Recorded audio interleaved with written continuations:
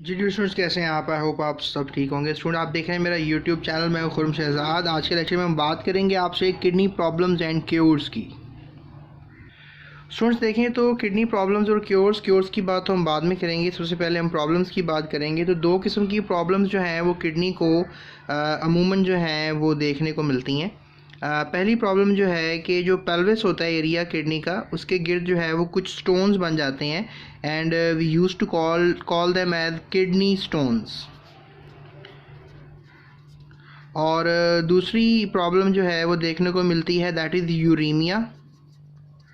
Uraemia जो है हम इसे किडनी फेलियर के नाम से जानते हैं। किडनी फेलियर इसलिए क्योंकि इसमें यह होता है कि जो ग्लोमेरुलस होता है, यानी अगर हम देखें जो नेफ्रॉन है उसका जो ग्लोमेरुलर पार्ट है, वो कह लें कि वो टोटली तौर पे जो है वो नॉन फंक्शनल हो जाता है। तो ये वाला हिस्सा जो है वो टोटली तौर पे जो है वो नॉन फंक्शनल हो जाता है और ब्लड सेल्स को जो है वो भी फिल्ट्रेट पे शामिल करना शुरू कर देता है।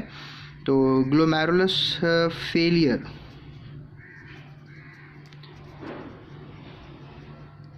की वजह से जो है ये डिज़ीज़ हो जाती है। स्टूडेंट, उसके बाद अगर हम अभी फ़िलहाल बात करें अबाउट द किडनी डिजीज़ में, यानी किडनी प्रॉब्लम्स में किडनी स्टोन्स की, तो मेरे साथ बने रहिए। बहुत इंपॉर्टेंट बातें मैं आपसे करूँगा। इंपॉर्टेंट पॉइंट्स जो हैं वो डिस्कस कर लूँगा मैं आपसे, ताकि आपको मैक्सिमम डाटा जो है वो क्लियर हो जाए। स्टूडेंट्स, किडनी स्टोन्स जो हैं इसकी दो वजूहात हैं। इसकी जो रीज़न्स हैं वो दो हैं। ये कह लें कि आपको हो सकती है कैल्शियम की वजह से, ठीक है, कैल्शियम की ज़्यादती की वजह से, या ऑक्सलेट्स की ज़्यादती की वजह से। अब आप सोच रहे होंगे ऑक्सलेट्स क्या हैं। और यूरिक एसिड के बढ़ जाने की वजह से आपको ये डिज़ीज़ हो सकती है। तो कैल्शियम बढ़ जाना, ऑक्सलेट्स का बढ़ जाना, यूरिक एसिड का बढ़ जाना, ये रीज़न है किडनी स्टोन्स के। अमूमन यही स्टोन्स जो हैं वो देखे जाते हैं। ऑक्सलेट्स के सॉल्ट्स के जो स्टोन हैं वो सबसे ज़्यादा देखे जाते हैं 70%, जबकि कैल्शियम के जो सॉल्ट्स के स्टोन्स हैं वो 15% तक होते हैं जो कॉज करते हैं किडनी स्टोन्स। और जो यूरिक एसिड के हैं वो तकरीबन 10% जो हैं वो कॉज करते हैं किडनी स्टोन्स। तो स्टूडेंट्स, अगर हम बात करें किडनी स्टोन्स के हो जाने की, तो किडनी स्टोन्स अगर हो जाते हैं तो याद रखिएगा जो किडनी है उसको यूरिनरी ऑब्स्ट्रक्शन होगा। यूरिनरी ऑब्स्ट्रक्शन का मतलब है, मैं दरअसल आपको ये बात पता तो है लेकिन मैं लफ्ज़ जो है वो अमूमन स्टूडेंट्स को बताता हूँ, तो ताकि लफ्ज़ों का भी थोड़ा स्टूडेंट्स को पता होना चाहिए। तो ऑब्स्ट्रक्शन का मतलब रुकावट है, that's I am using this word. आपको पता ही है स्टोन हो गए तो डेफिनेटली किडनी जो है वो यूरिन तो बनने नहीं देगी, आगे जाने नहीं देगी। तो इसके अलावा स्टूडेंट्स जो किडनी स्टोन्स होते हैं वो यूरिनरी ऑब्स्ट्रक्शन करते हैं। और ज़्यादा मसला स्टूडेंट्स इन्फेक्शन की वजह से भी होता है, यानी माइक्रोब्स जो हैं वो आ जाते हैं और माइक्रोब्स की वजह से जो है कह लेंगे प्रॉब्लम्स होना शुरू हो जाते हैं ज़्यादा। अगर आप किडनी स्टोन्स को रिमूव कर रहे हैं, साथ एंटीबायोटिक्स भी आपको खानी पड़ती हैं ताकि आप इन्फेक्शन से बचे रहें और इन्फेक्शन कहीं ना हो जाए। तो स्टूडेंट्स, एक और बात याद रखिएगा कि जो किडनी स्टोन्स होते हैं उनकी वजूहात क्या हैं, मतलब किस वजह से होते हैं, क्या चीज़ आपकी खुराक में जो है वो प्रेजेंट होती है जिसकी वजह से आपको किडनी स्टोन्स हो सकते हैं। तो कुछ लोग ग्रीन वेजिटेबल्स खाने के बहुत ज़्यादा आदी होते हैं, तो ग्रीन वेजिटेबल्स बहुत ज़्यादा खाएं तो उनको किडनी स्टोन्स हो जाते हैं। इसके अलावा बहुत ज़्यादा टमाटर खाने के आदी जो लोग हैं वो भी इस बीमारी का शिकार होते हैं। और टमाटर जो है वो सबसे ज़्यादा ऑक्सलेट्स जो है वो कह लें कि कॉज करती है। तो ऑक्सलेट्स टमाटो के छिलके में बहुत ज़्यादा सॉल्ट्स होते हैं, और इवन पत्तों के अंदर, ग्रीन वेजिटेबल के पत्तों के अंदर आपको ऑक्सलेट्स और कैल्शियम के कुछ सॉल्ट्स मिलेंगे। तो लिहाजा ये आप याद रखिएगा। अच्छा स्टूडेंट्स, अब हम कंडीशंस की बात कर रहे थे कि किडनी स्टोन्स जो हैं वो होती है कैल्शियम के बढ़ जाने की वजह से, ऑक्सलेट्स के बढ़ जाने की वजह से, और परसेंटेज की बात कर रहे थे कि 70% तो ऑक्सलेट्स की वजह से होती है। तो स्टूडेंट्स, अगर आपको फॉर एग्जांपल कैल्शियम जो है वो आपकी ब्लड में ज़्यादा हो गया है तो इस कंडीशन को हम कहेंगे हाइपर कैल्सीमिया। ठीक है जी, इसको हम कहेंगे हाइपर कैल्सीमिया। और इसमें कौन से सॉल्ट्स अमूमन बढ़ जाते हैं, उनमें मैं आपको नाम दूंगा कैल्शियम फॉस्फेट का। यानी कैल्शियम फॉस्फेट जो हैं ये अमूमन आपके ब्लड में इंक्रीज़ कर जाते हैं। तो ये याद रखिएगा, ये सॉल्ट्स जो हैं they cause basically the major problem of calcium stones. और हाइपर कैल्सीमिया आप इस कंडीशन को कहेंगे, यानी आपको हाइपर कैल्सीमिया हो गया, आपके ब्लड में बहुत ज़्यादा कैल्शियम आयंस आने लग गए हैं, तो किडनी को उनको निकालना है, तो हो सकता है कि डेपोजिशन हो जाए, ग्लोमेरुलस में हो जाए या पेल्विस में हो जाए, ठीक है, पेल्विस में भी हो सकती है। और इसके अलावा आप कह लें कि गैल ब्लैडर में भी हो सकती है, और इसके अलावा यूरेटर में भी हो सकती है। तो ये भी आपको थोड़ा सा बता देता हूँ इस बात के बारे में कि कहाँ कहाँ पर आपको किडनी स्टोन्स जो हैं वो हो सकते हैं। बहरहाल हाइपर कैल्सीमिया कंडीशन है जिसमें आपका कैल्शियम लेवल बढ़ जाता है ब्लड के अंदर, और हाइपर ऑक्सिलेरिया भी आप कह सकते हैं, ठीक है, हाइपर ऑक्सिलेरिया। हाइपर ऑक्सिलेरिया में ये होता है कि जिस तरह ये हमारे पास एक सॉल्ट है, इसका नाम है ऑर्गेनिक सॉल्ट है, दैट इज़ ऑक्सैलिक एसिड, ठीक है, इसको हम ऑक्सैलिक एसिड कहेंगे। और इसका जो है आप आयन बना लें, लेट्स से दैट कि इसमें से अब जो है आप एक हाइड्रोजन आयन जो है वो निकाल दें, तो यू कैन से कि ये अब जो है अब बन गया है ऑक्सलेट आयन, ठीक है, you call it as a oxalate ion. तो ऑक्सलेट आयन जो है आप कह लें कि ये अगर ज़्यादा हो जाए हमारे पास ब्लड में, तब भी हाइपर ऑक्सिलेरिया की कंडीशन आ जाएगी और ऑक्सलेट के सॉल्ट जो हैं वो बनना शुरू हो जाएंगे। उसके बाद स्टूडेंट्स यूरिक एसिड भी बढ़ जाने से जो है आप कह लें कि डिज़ीज़ हो सकती है। तो यूरिक एसिड का फार्मूला जो है वो कुछ इस तरह होगा कि आप एक रिंग बना लो और यहाँ पे नाइट्रोजन होगा, यहाँ पे नाइट्रोजन होगा, देन मेक अनदर रिंग, लेकिन ये रिंग बिल्कुल पेंट हेक्सागोनल नहीं होगा, यहाँ पे नाइट्रोजन होगा, यहाँ पे कार्बन का डबल बॉन्ड होगा, यहाँ पे और यहाँ डबल बॉन्ड होगा, so that becomes a uric acid molecule, यहाँ पे भी कार्बोनाइल होगा, so that is uric acid molecule, right.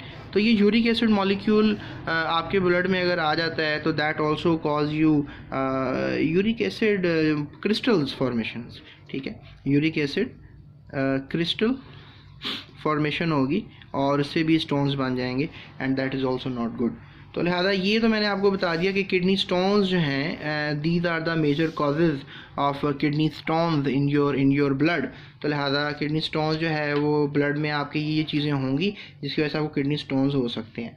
तो अभी हम इनके क्योर की तरफ चलेंगे, लेकिन मैं आपसे एक और बीमारी डिस्कस करना चाहूँगा, और स्टूडेंट्स एक और बीमारी रीनल फेलियर है। आपको बता दिया factors which cause renal failure, उसमें चलिए मैं बता देता हूँ।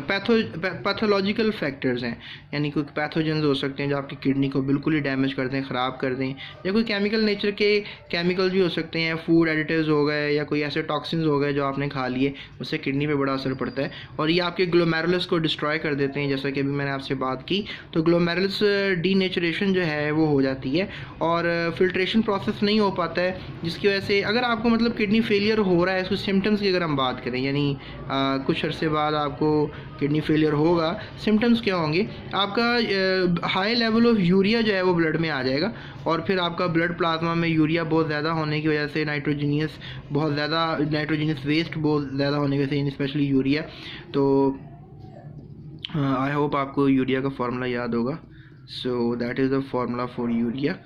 तो इससे ये होगा कि हाई ब्लड प्रेशर की बीमारी आपको होगी, so you will be facing high blood pressure, और इसके अलावा आपको अनीमिया हो जाएगा। अनीमिया इसलिए कि ग्लोमेरुलस जो है वो डैमेज हो चुका हुआ है, तो ग्लोमेरुलस के डैमेज होने से जो है आपके रेड ब्लड सेल्स डैमेज होंगे, तो रेड ब्लड सेल्स डैमेज होने की वजह से आपके रेड ब्लड सेल्स कम हो जाएंगे आपकी ब्लड के अंदर, तो रेड ब्लड सेल्स कम हो जाने की वजह से आपको बीमारी होगी अनीमिया। तो लिहाजा ये आपको पता होना चाहिए। अब चलते हैं क्योर की तरफ, यानी कि हम कैसे बच सकते हैं किडनी की डिजीज़ से, प्रॉब्लम से। स्टूडेंट्स पहले क्योर की बात करें तो सबसे पहला क्योर जो है दैट इज़ लिथोट्रिप्सी। लिथोट्रिप्सी एक क्योर है, और इसके अलावा स्टूडेंट्स डायलिसिस जो है वो क्योर है। और डायलिसिस का मतलब होता है, ये बेसिकली जो डायलिसिस का लफ्ज़ है that come from a part, इस डाय का मतलब होता है अ पार्ट, और लाइसिस का मतलब जो है ये बेसिकली लिया गया है LUSIS से, एटाइमोलॉजी देखें इसकी तो इसका मतलब है सेट फ्री। तो that is how you can say कि ये दो तरीके हैं क्योर करने के। तो ज़रा जल्दी से बात करते हैं लिथोट्रिप्सी के बारे में कि लिथोट्रिप्सी जो है वो कैसे क्योर कर रही है, यानी कैसे हेल्प कर रही है किडनी को स्टोन्स को रिमूव करने के लिए। तो जैसा कि मैंने आपको बता दिया कि जो आपकी किडनी स्टोन्स हैं वो बेसिकली किडनी में हो सकते हैं, ठीक है। आपके पास बॉडी में दो यूरेटर्स होते हैं, 2 यूरेटर्स में से किसी एक यूरेटर में भी हो सकते हैं। और लिवर के साथ एक छोटा सा बॉल लाइक स्ट्रक्चर है, दैट इज़ कॉल्ड एज गैल ब्लेडर। तो ये गैल ब्लेडर में भी स्टूडेंट्स आपको जो है हो सकते हैं कि स्टोन्स, राइट। तो ये ज़रूरी नहीं कि किडनी के अंदर ही हों या यूरेटर में। किडनी में स्पेशली पेल्विस के अंदर मैंने आपको जगह बताई है जहाँ पर स्टोन ज़्यादातर नज़र आते हैं और होते हैं। तो आप अपनी बुक में भी शायद कोई डायग्राम देख सकेंगे। तो लिहाजा ये आपको पता होना चाहिए। अब होता है इसमें ये है कि किडनी स्टोन्स को अब रिमूव करना चाहिए, यहाँ हो गए हैं, यूरेटर में हो गए हैं, गैल ब्लेडर में हो गए हैं। तो हम एक टेक्निक यूज़ करते हैं, right, we use a technique, और इस टेक्निक का नाम स्टूडेंट है एक्स्ट्रा कॉर्पोरियल शॉक वेव्स देते हैं हम, ठीक है। The word is extra corporeal, ठीक है, एक्स्ट्रा कॉर्पोरियल शॉक वेव्स, ठीक है, एक्स्ट्रा कॉर्पोरियल शॉक वेव्स। और एक्स्ट्रा कॉर्पोरियल शॉक वेव्स क्या होती हैं कि बाहर से ही आपने लेट से बॉडी जो है उसको बाहर से ही स्पेसिफिक एरिया के ऊपर आपने अटैक करना है, और हाई कंसंट्रेशन जो है वो एक्सरेज की आपने देनी है उस जगह पे। एक जो नॉर्मल हड्डियों को एक्सरे करने के लिए यूज़ किया जाता है वो रेज इतनी हार्ड नहीं होती हैं, कंसंट्रेटेड नहीं होती हैं, तो कंसंट्रेटेड आपने एक्सरेज देनी है। और इसके अलावा आप अल्ट्रासाउंड वेव्स का भी इस्तेमाल कर सकते हैं इन स्टोन्स को ब्रेक करने के लिए। तो लिहाजा ये दोनों बातें आपके माइंड में रहना चाहिए कि किडनी स्टोन्स को जो अगर लिथोट्रिप्सी के मेथड से डील किया जा रहा है तो उसमें हाई कंसंट्रेशन ऑफ एक्सरेज का इस्तेमाल होगा, और इसके अलावा अल्ट्रासाउंड का। ये अगर वेव्स आप दे देंगे तो जो स्टोन हैं वो टाइनी पीसीज में कन्वर्ट हो जाएंगे। इन टाइनी पीसेस को स्टूडेंट्स आप नाम दोगे sand like particles, sand like particles. और ये सैंड लाइक पार्टिकल जो हैं वो यूरिथ्रा जो एक ओपनिंग है, नाली है, you can say urethra,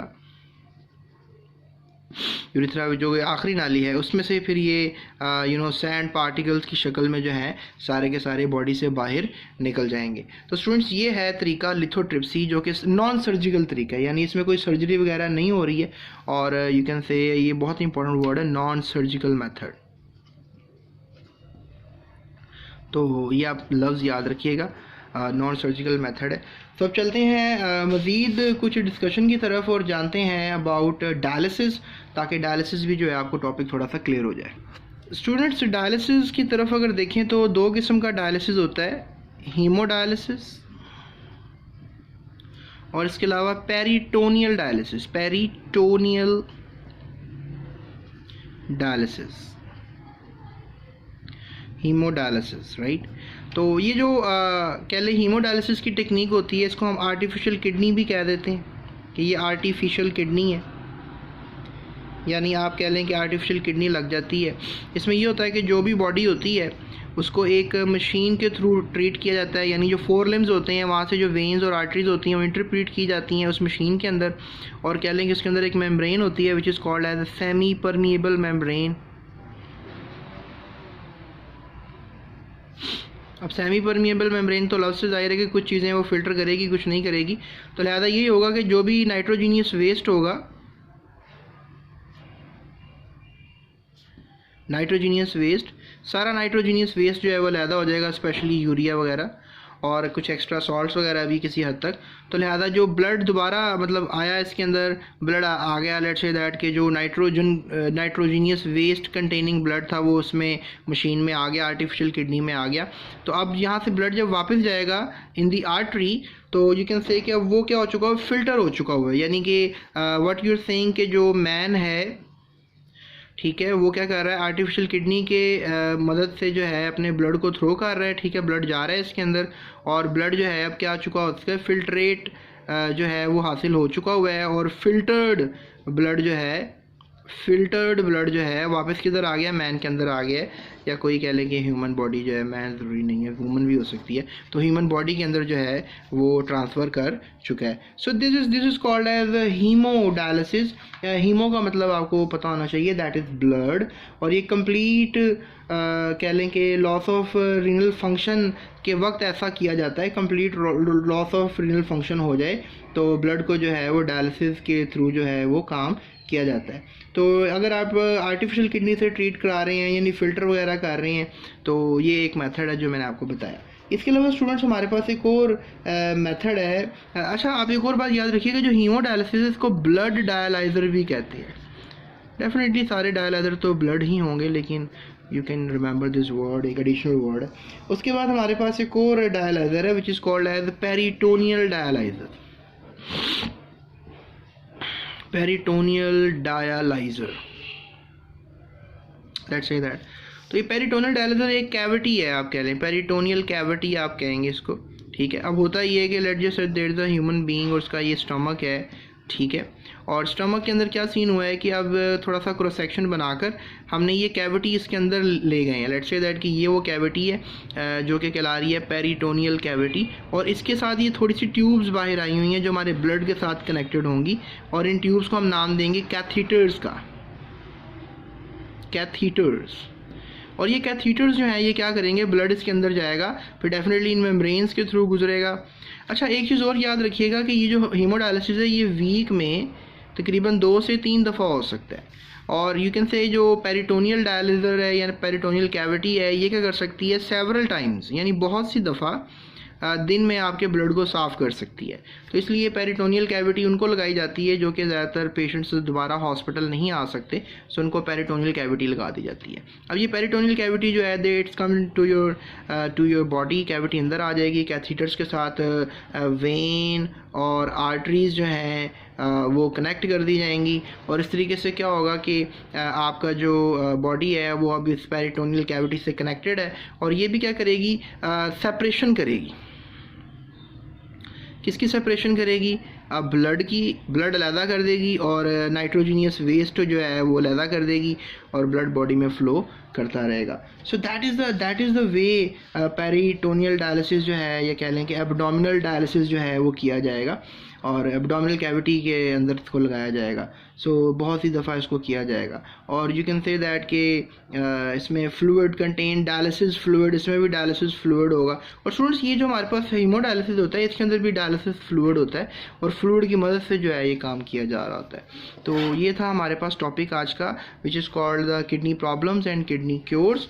I hope आपको ये वीडियो पसंद आई होगी, और मज़ीद वीडियोस के लिए जो है हमारे आप चैनल के साथ कनेक्टेड रहो, और अभी डिस्क्रिप्शन में और चैनल की प्लेलिस्ट में जो है आप मज़ीद वीडियोस को देख सकते हो, और अपने दोस्तों के साथ मेरी वीडियो ज़रूर शेयर कर देना। So that's it, thank you so much, अपना बहुत ख्याल रखिएगा। मज़ीद वीडियोस के लिए डिस्क्रिप्शन में नंबर भी है, आप अगर मुझे डिस्कशन या बात करना चाहें तो मुझसे कर सकते हैं।